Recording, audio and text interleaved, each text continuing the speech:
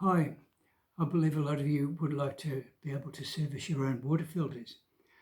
Before I start on talking about how to do that, I'm often asked how many kinds of water filters there really are. And I think the answer is around about 100 or maybe even more. But there's only about 5 types that I sell myself. I sell and service water filters, and I've been doing it for about 24 years. So I think I'm qualified to tell you how to do it. Let me tell you some of the kinds of water filters that I do have. First of all, there's the big one. It's this fella. Look at this. Oh my gosh, it's heavy too. Now, this is what I call the grandfather water filter, or the farm gate water filter. It's used in rural situations on small farms or big properties where there's a lot of maybe pets or animals. Maybe not for the big, huge farms where there's sheep and cattle, but for fairly big ones anyway, or just in the residential area of a big farm. And it's quite big. It filters out all the water that comes into the property. So let's put that aside and have a look at, oh, it's heavy. Oh, it's a good one. Let's have a look at the other end of the scale. This would be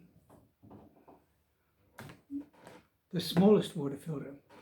This is the one that people use in their kitchen. They hook it onto the tap through this, and the water comes out here, goes through here, gets filtered out.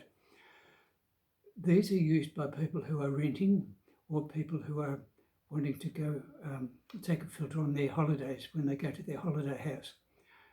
And it's very easy to update it to a bigger system if you want to. You can add more to it. The next small one would be this. That's actually a fridge filter that goes into the copper tubing at the back of the filter. Try again. Goes into the copper tubing at the back of the refrigerator and filters the water that goes in. You often buy filters on fridges that are hard to replace. This one does a good job. It's easy to install. Now, the next type is this one. This is a caravan filter. This is used where people go camping on holidays. They want good drinking water when they're away because it's not always nice where they go. And the big advantage of this is that the fittings on it are ordinary home garden hose fittings. And they're easy to set up. You set them up, just hook them up to a tap in the caravan park or wherever you're holidaying. And it's best to use food grade hosing. That's easy to purchase too. So they're the main ones. The one that I'm going to use to demonstrate how to service the filter is the double under sink. And I'm using that one because it's the one that's most complicated and everything else is easy after that. And all those ones that I've shown you, they're serviced on the same method as this one. So here we go. This is the double under sink water filter. The water comes in from the mains here. This is mains connected. Goes through a sediment filter, which takes out sand, rust, dirt, things like that, things that get in, dead mosquitoes, anything else. Then the water goes through this one, which is a chemical filter that takes out the chemicals that are in water. And then it goes through this blue tube and it goes up to a faucet that's on the sink. And that's easy to operate. So it comes out of, just for a quick demonstration, it comes in through here and out through here. And to operate this, you just press the button down and the water runs while you're holding it, or you can flip it up and the water will continue to run until you've filled your container. There's a couple of different models of that. Some are chrome all over and they're nicer looking and still very easy to operate. Now, having done that, let's see how we go about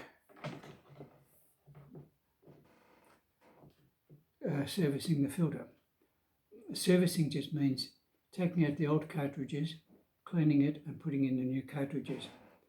Now, if you bought the filter from me, you've probably got one of these. And to operate, you just put it around there and give it a twist and it comes undone. You put it on the other side, repeat the operation, just try it again, give it a twist and it's done. Now that looks fairly easy because this isn't one that's just been in use. When you operate them later on, when you're opening them, that will be tighter, because what I'm going to say is when you're putting these back on, you hand tighten them only, but after a while they get quite stiff.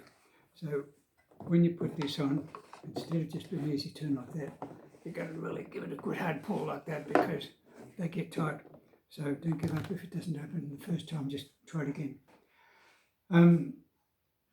What we're going to do now is open them up and show you how you do that job. So what I always do is I use these sorts of things. This is like a Pilates type of mat or just a sort of foam mat, anything on the ground to kneel on, because if you're kneeling down on the floor to service the filter, it's going to be a bit hard on your knees. The other thing I use is this sort of microfiber cloth. Just put it on the floor of the cabinet underneath that, because when you open these, the water will be right up to the very top and it'll probably spill. So you can use microfiber cloths or an old towel or anything you like, but just remember that the water will probably spill from these. So having loosened them, you just simply do this. You take the canister right off, and we'll put that one there, and we'll take this one off, and we'll put that one there too. Now remember, if this was in a feed income situation, that would be water right up to the top. So the best thing to do now is to grab the filter and lift it out, and then the water level will settle down, go down lower, and it's easy to take it out. But have a look at the colour. That's one that's been in use for 6 months. That's what a new one looks like. So you can see that it's been doing the job. So we'll throw that one out. Now we'll also do the same with this one. This is a cartridge for sediment that's been in there for 6 months. And that's looking a bit different from a new one, which looks like that. See the difference? This is the rubbish that is picked up. That's what you did not drink. So what you now do is, I've got a solution of sanitising liquid, something like White King or whatever, or a sterilising solution of some sort. But if you don't have that, you can use baby bottle solution or something like that, or even a very mild solution of White King. And you just spray inside both of the containers, spray them in there, and then just use an ordinary dish mop like this and give it a good rub around. Put some water in, get the water around, scrub it like that, and cleaned out. Do the same on this one. And then the next thing is, down the bottom of these containers, you'll see there's some grooves. If you see those down there, they're a bit hard to clean with just a brush. So I use one of these. It's an artist's long handle paintbrush. You buy them from Bunnings or art stores, and you just get in there and you clean around. The long handle makes it easy. Do that on both of those. Now, I'm also going to do the same thing with the head of this. Just spray the inside of those, spray the inside of them, and give them a clean with the bottle brush, and simply get into there, see all those little grooves and hollows, clean those out with this brush as well. So when you've done that, you've practically done everything that there has to be done. But there's one more thing. Use the spray again and clean around. See that black seal? That black seal there? Clean around that with a brush. You can actually take that out and give it a wash separately, or you can just leave it in and clean around like that. when you've done that, everything will be nice and clean, and you can now go ahead and just put some lubrication on that O-ring. So the things you can use are, you get these from Bunnings or other hardware stores. This is called Doused lubricating cream or Hydrocell. They're food safe and they're good to use, because what you're doing is you're lubricating that ring so that when it comes up in contact with the plastic of the head, it won't stretch. If you stretch it, it'll give up after a while and it'll leak. And if you don't have either of those, what about a little bit of Vaseline? Just a little smear of that around there works well. Now, instead of lubricating it on this on the O-ring as well, you can just put those creams around the top of these, around here, just a smear around there. That works just as well, so long as this is not actually rubbing on a dry O-ring, it'll be fine. Now, having done that, you're just about finished. So all you have to do now is get a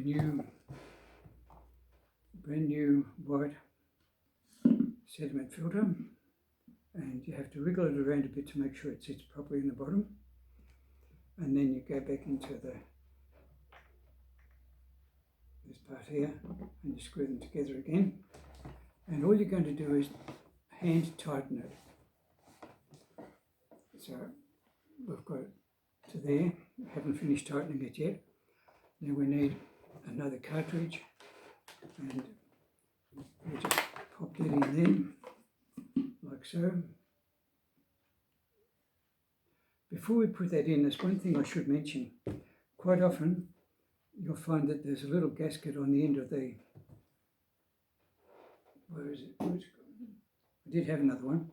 There's a little gasket that sits in the groove here, and sometimes it gets caught up down there. Oh, there it is. It's exactly what I was going to tell you about. There it is. That's the gasket that goes in the end of that. Sometimes the old one of those gets left in the bottom of the container and it takes up space, so you can't put this back in safely. So what we're going to do is put that back on the end here, and then we're going to put it back into here. Make sure that it sits correctly, and then we screw that one, screw that one back onto here. This is actually more awkward trying to do it in front of a video, because I'm trying to make sure that I get to show you rather than just do it without considering that. Now, but there we go. Now, they've been tightened up by hand. This one hasn't gone quite all the way, so I'll give it a bit more of a twist. And when you finish doing that, there should be a small gap between this part and this part. That little gap there means that the seal is inside and it is tight, so it won't leak. Now, there's two things you could do here. You could tighten them up just by hand, or you could use a spanner, but don't use a spanner. If they're hand tight and they don't leak, they're fine. But if you use a spanner, when you come to open them in 6 months' time, they will be so hard to open. So remember that, just tighten them up by hand and then you're right. Now, one other little thing. The way that I've often done them is when you open the cabinet door under the sink, this will be screwed on either the back wall or the side wall of the cabinet. You can just lift them off the screws and pull them out and put them on the bench to clean them, or you can leave them hooked onto the screws and just undo these. Now, the plumber should have left a little bit of a gap underneath there when he installed it, and when you undo these, they'll drop down and they'll be pretty easy to take out. But remember, the cloth underneath to catch the drips. Now,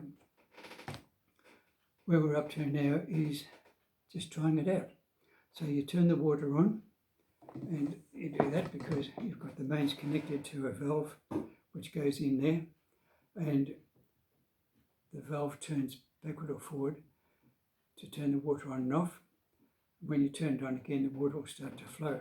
By the way, if you didn't turn the water off when you started, you would not be able to open these because the water pressure is so heavy that it will hold them tight and you won't be able to open them.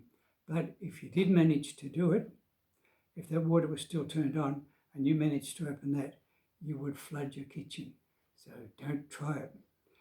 Right, so now we're going to turn the water back on again, let the water flow. It'll fill up this one, then it'll fill up this one, then the water will come out the side here and go up to the faucet. And what we're going to do is turn the faucet on and let the water flush through for a couple of minutes. And when the water first comes out, it's going to look blackish. It's loose fines of carbon being flushed out of this filter. Give it a couple of minutes till that's all gone. And then you can flush it a bit more if you want to, just to make sure that everything's fine. Now, when you've done that, you're going to give it a pressure test. And how you do that is you turn the faucet off. Where's the faucet? I've lost the faucet. There it goes. If you push it up like that, you can let the water run down while you're just trying it out. But when it's started to run, turned off there, and that will build up the pressure in these, and that's like a pressure test. And if there's going to be any leaks at all, now's the time it'll happen. It'll either happen here where the tube goes into the filter, or it'll leak around here where the seal is. And that just means that the housing hasn't been tightened up enough. So just give it a bit more of a turn with your hand and tighten it up and it should be right. If it leaks here, it means that somebody's banged it with a saucepan when they've put something into the cupboard. And these connectors, they're pretty tough, but they can get busted occasionally. So in that case, you just replace that. You just unscrew it from here, put some plumbing tape around the thread and screw it back in, and then you've got it. And if you don't have those, I can always supply them for you. But that rarely happens. So there you have the system of how to service a water filter, and all these other filters that I've shown you, they get serviced exactly the same way. And all you have to do then is enjoy drinking from your fresh, clean, filtered water. And I'm going to leave you with that. And if you want to contact me, Melbourne phone number is 0417 519 784. Saxby678 @gmail.com. SAXBY678 @gmail.com. And I'll leave you with it there. Bye for now.